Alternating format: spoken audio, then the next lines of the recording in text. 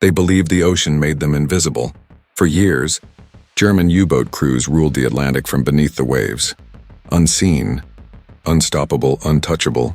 But one night, deep in the black water, they heard a sound that no sailor had ever heard before.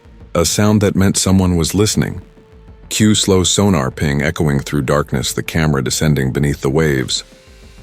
The North Atlantic, 1942. Darkness pressed down like a living thing, thick and cold. Beneath the black waves, U-612 glided silently through the depths, a gray shadow in a sea of ink.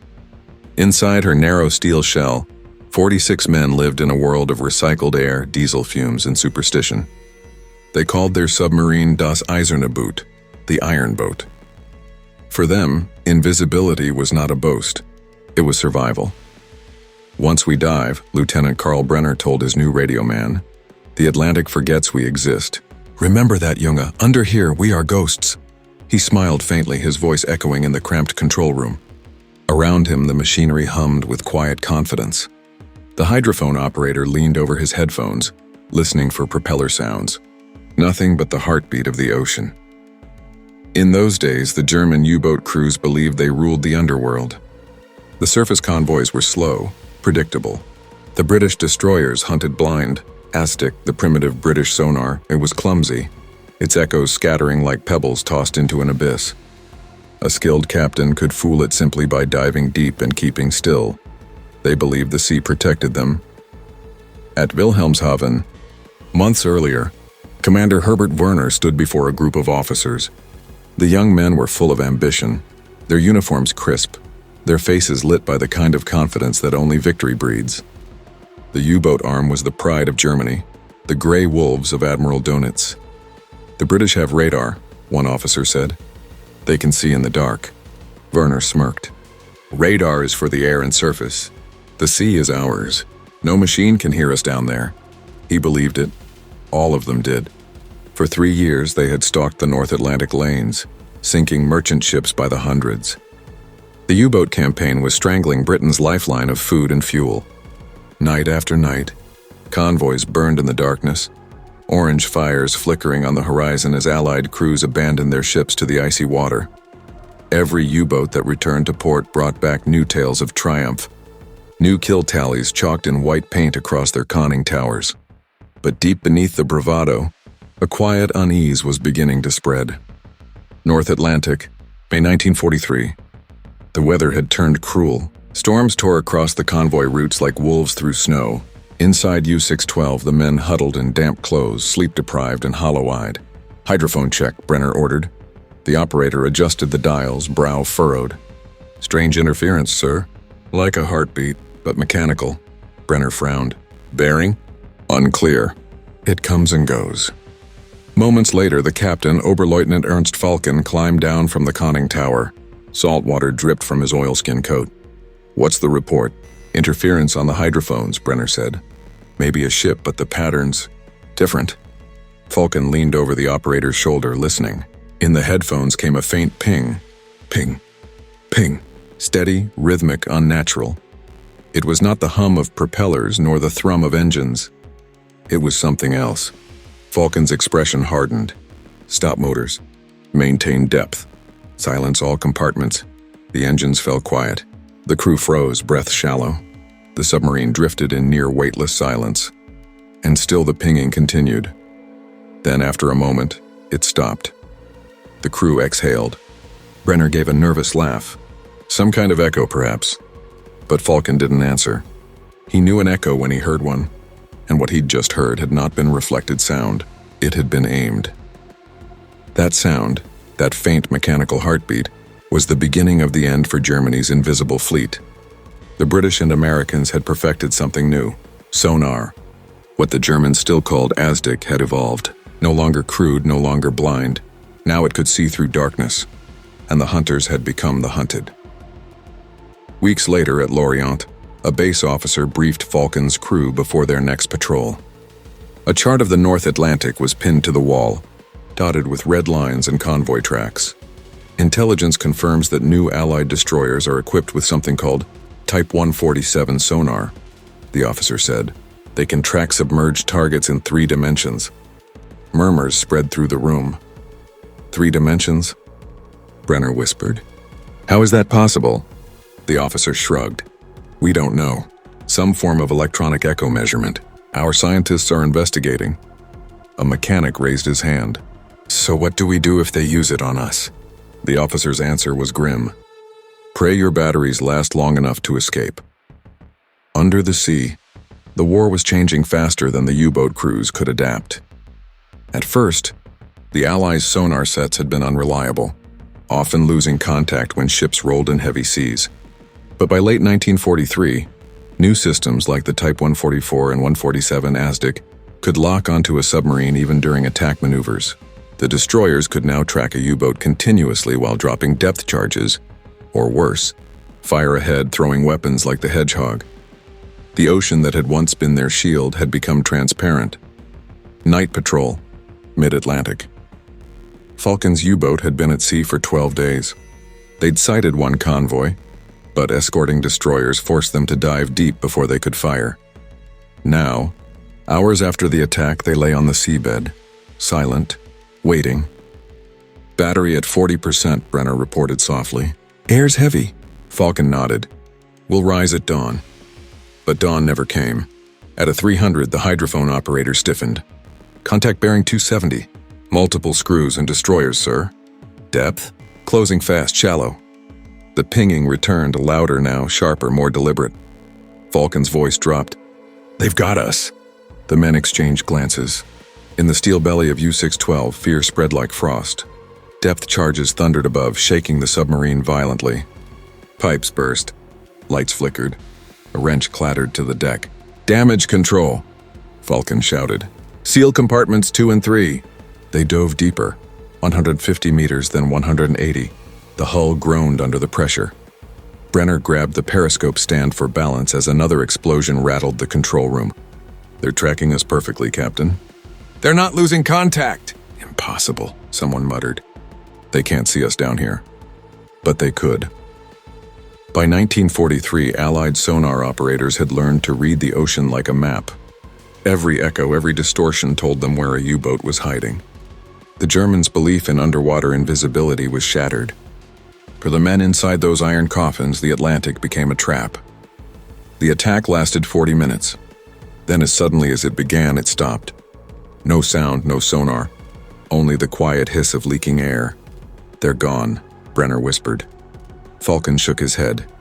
They're listening, waiting for us to move. Minutes passed. Then an hour. The crew sat in silence, afraid even to breathe loudly. Sweat dripped from foreheads. Condensation ran down the steel walls like tears. Then another sound. Not a ping this time, but a deep whump from above, followed by a high-pitched whine descending through the water. The sonar operator went pale. Captain, they fired Hedgehogs. Before Falcon could respond, a series of explosions rippled through the hull. One struck near the stern. The boat lurched. Lights went out. Men screamed. Steam hissed from ruptured valves. Engines offline, Brenner shouted. Stern flooding. Seal it. Pumps on manual. The crew fought for survival in near darkness, knee-deep in freezing water. The air filled with choking smoke and sweat. Through it all, Falcon stayed calm, or pretended to. He reached for the intercom.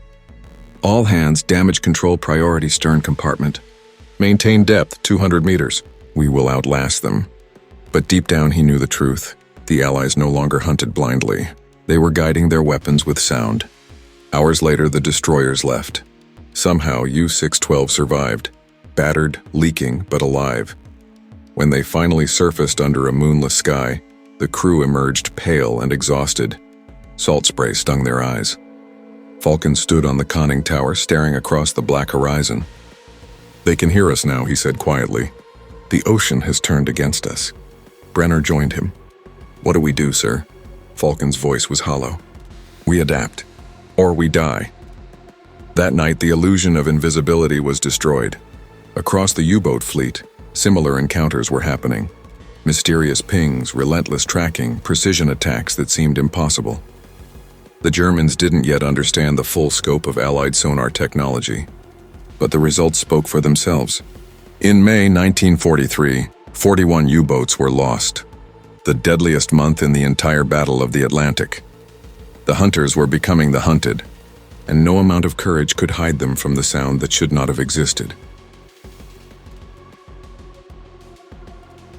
Lorient Naval Base occupied France, early 1943. The docks reeked of oil, salt, and despair. Burned paint and twisted metal littered the pens where U-boats once stood proud. Now many returned half-wrecked, if they returned at all. The concrete submarine bunkers echoed with hollow footsteps as Commander Herbert Werner, veteran of countless patrols, walked past the skeletal remains of U-128. Her hull was split open like a carcass. Men in gray overalls welded steel plates under the harsh glow of floodlights. Werner stopped beside a young machinist. "What happened to her?" "Caught off Iceland, Herr Kapitän," the man said without looking up. "Depth charged for 6 hours straight. They say the destroyer never lost contact and tracked her from start to finish." Werner's jaw tightened. "Sonar again?" The mechanic nodded. "They call it Type 147. The British use it." "Americans too." Werner stared at the shattered boat. Once the ocean had hidden them like a mother's embrace. Now it exposed them, delivered them to the enemy. He thought of the faces he'd lost. Young, proud boys who'd gone below the waves and never surfaced. In the officers' mess that evening, conversation was subdued. The clatter of cutlery echoed in the bunker's damp air. "They say the Allies can hear our propeller blades turning from 10 kilometers away," said one navigator bitterly. 10 kilometers. Soon they'll hear us breathe." Another laughed grimly. "Then perhaps they'll know what fear sounds like." Werner said nothing. He sipped the thin soup and stared at the condensation dripping from the concrete ceiling. Across the table, a technician from Kiel leaned forward. "Command is developing countermeasures," he said quietly. "Rubber coatings for the hull to absorb sonar waves. Codename Alberic." Someone snorted. "Rubber paint? Against sound? Ridiculous." But Werner didn't dismiss it. Anything that might restore their invisibility was worth believing in. The Germans began to realize that survival depended not only on courage, but on understanding sound itself. Every echo, every vibration in the deep became a matter of life and death. Naval scientists raced to find answers, while the men at sea continued to die in silence. At sea, the transformation was ruthless. U-612, repaired and recommissioned, set out once again. This time with new equipment, a Balkan-Jurat hydrophone array and an experimental sound-absorbent hull coating. Falcon, weary but determined, briefed his crew.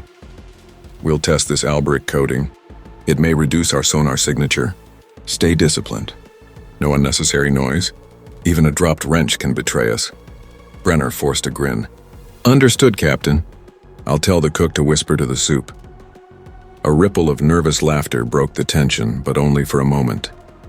Mid-Atlantic. The weather was deceptively calm.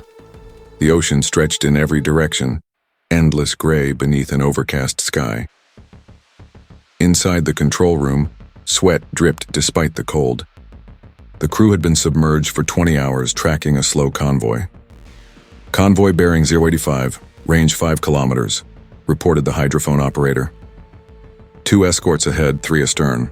Falcon studied the chart. "We attack from below the lead escort. Prepare torpedo 1. Moments later, a muffled whoosh. The torpedo glided into darkness. Seconds turned to minutes. Then, a dull explosion. "Hit confirmed," Brenner shouted. "Merchant ship burning!"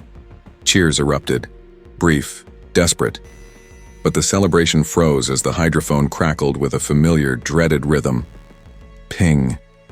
"Ping, ping, escort turning toward us. Dive, crash dive." The boat plunged. Meters ticked down. T, 100, 150. The pinging grew louder, faster. "Maintain silent running." Falcon barked. The crew held their breath. Every sound seemed deafening. The creak of bulkheads, the drip of condensation, the heartbeat in their ears. Then the first depth charge fell.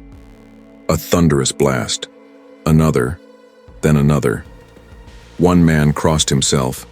Another whispered, "Why don't they lose us anymore?" They didn't lose them because sonar had changed. Allied ships now used automatic range tracking. electronic brains that kept the signal locked on target even as the destroyer maneuvered. The ocean, once vast and forgiving, had turned into a cage. The next morning, after 8 hours of relentless pursuit, the destroyers withdrew. U-612 had survived again, but barely. When they surfaced under a fog-shrouded dawn, the men looked like ghosts.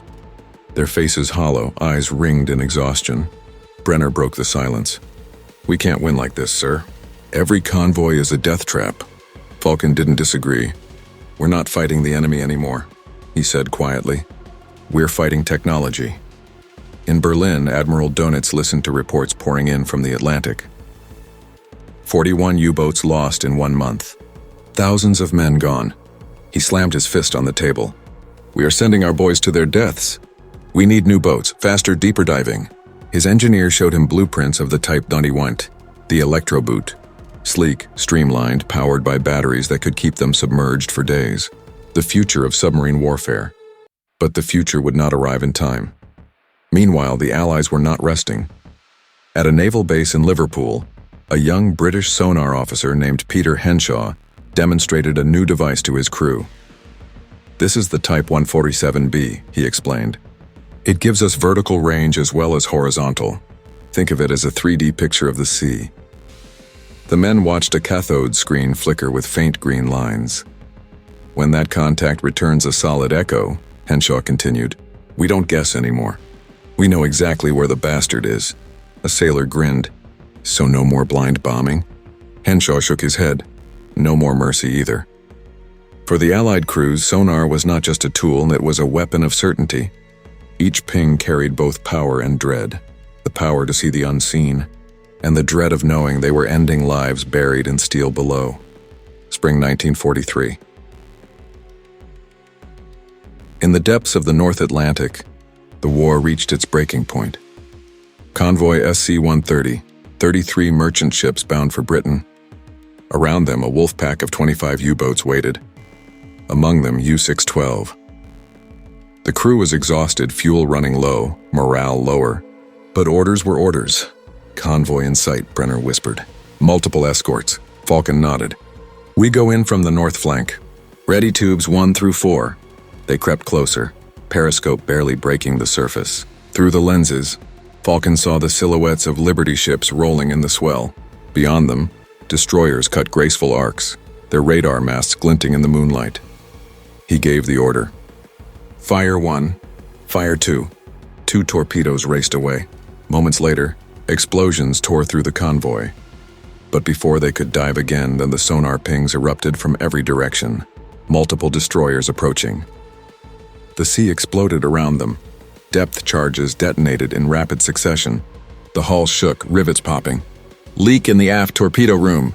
Seal it." "Pumps to maximum." The men fought, screamed, prayed. Then came a new sound. Sharper, faster pings. The sonar operator's face drained of color. "Captain, they're triangulating us." Multiple ships, synchronized. For the first time, Falcon hesitated. He'd faced death before, but never like this. Methodical, mechanical, inevitable. "Blow ballast," he said finally. "Surface." The U-boat rose through a boiling column of bubbles and debris. As the conning tower broke the surface, searchlights snapped on. Destroyers closed in. "Man the deck gun," Brenner shouted, but Falcon stopped him. "No, it's over." He stepped out into the freezing air, raised a white cloth torn from a bunk sheet. Moments later, machine gun fire shredded the flag and riddled the tower with holes. Falcon fell back into the hatch, blood blooming across his coat. Brenner dragged him below as alarms wailed. "Captain!" "Stay with me." Falcon's eyes fluttered. They can hear everything, even our silence. And then he was gone. By May 1943, the Battle of the Atlantic reached its turning point.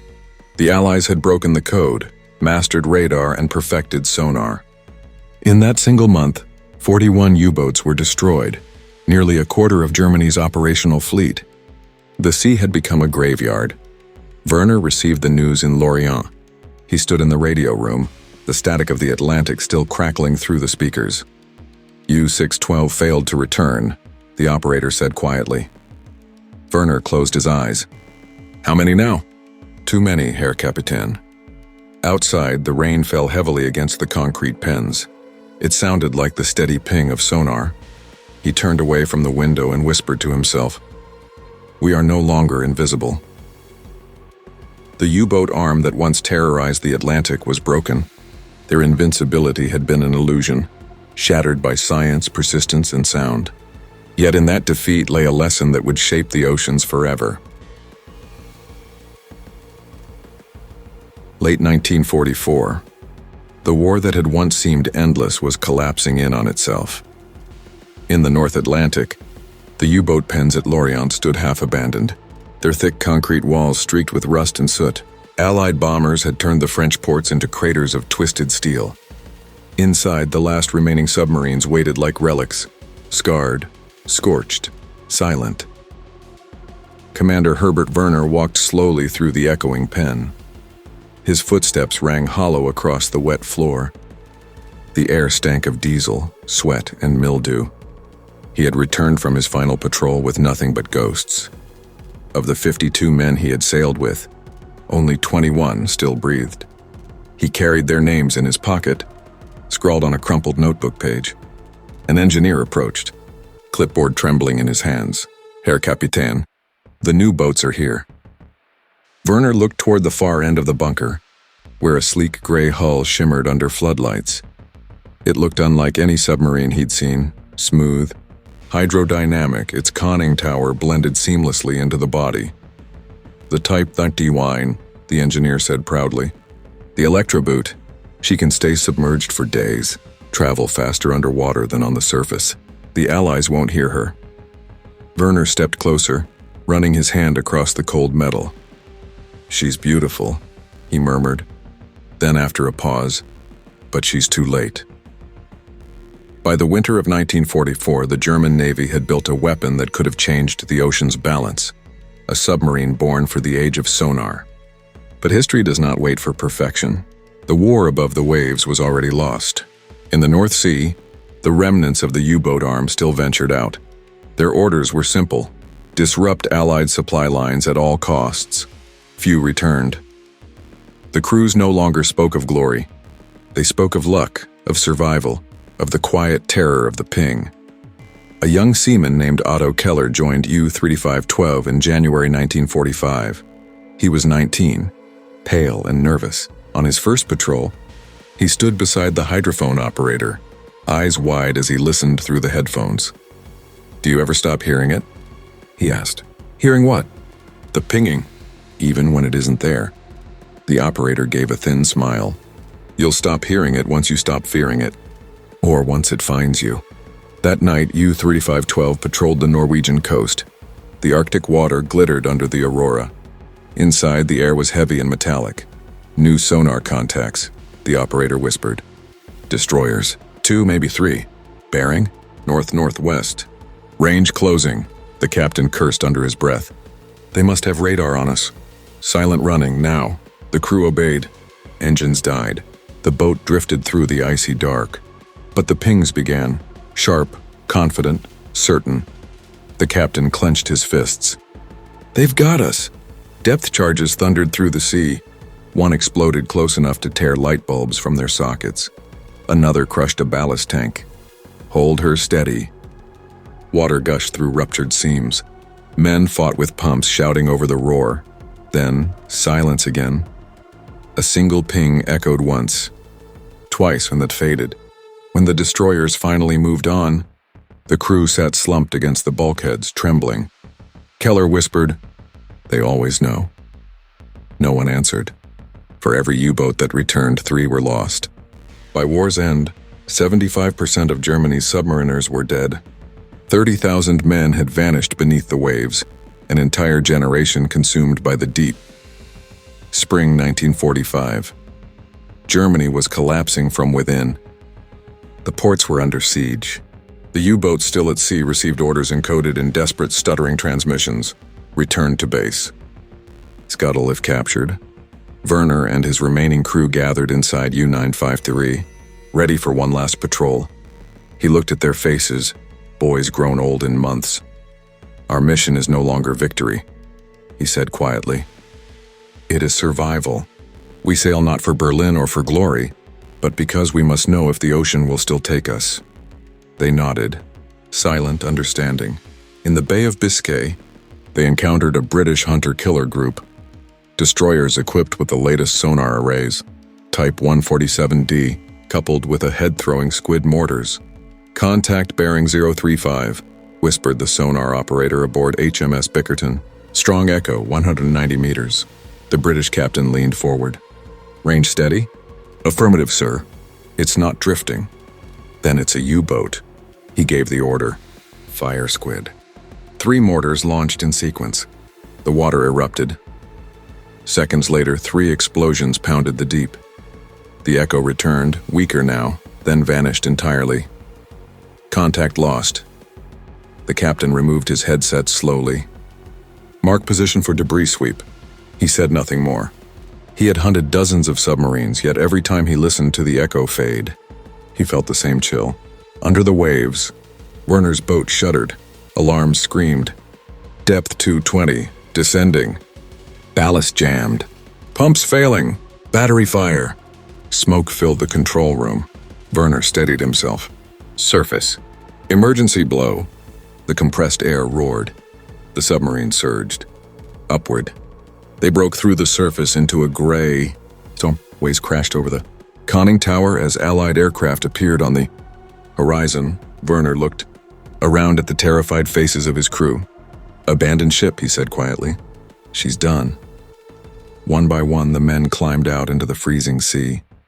Werner was the last to leave. As he stood on the tower, the wind tearing at his coat, he looked down at the submarine that had been his world. She was already sinking. Stern first, swallowed by the same ocean that had once hidden her. He raised his hand in salute. "Ruhe in Frieden," he whispered. "Rest in peace." Then he dove into the water as U-953 slipped beneath the waves. When the war ended, the survivors returned to a country in ruins. The proud U-boat arm that had once ruled the Atlantic existed only in memory, yet their defeat had reshaped the world beneath the sea.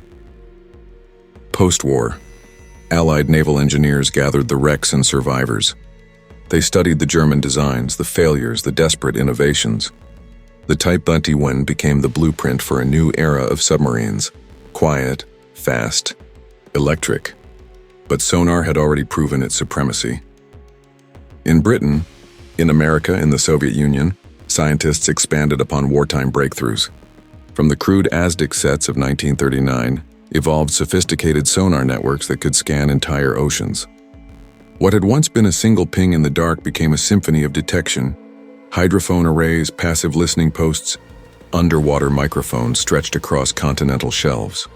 The invisible world beneath the surface was mapped, measured, known. One evening in 1947, Werner sat beside the harbor at Kiel. The sea was calm, the air faintly warm. Children played on the pier where years before, U-boats had once departed to war. He watched them skip stones across the water. Each splash made a small, hollow echo. He thought of the men who had vanished below that same surface, of the pings that had haunted their final hours. A journalist approached him quietly. "You were a U-boat commander, weren't you?" Werner nodded. "What was it like under there when the sonar came?" He hesitated, eyes distant.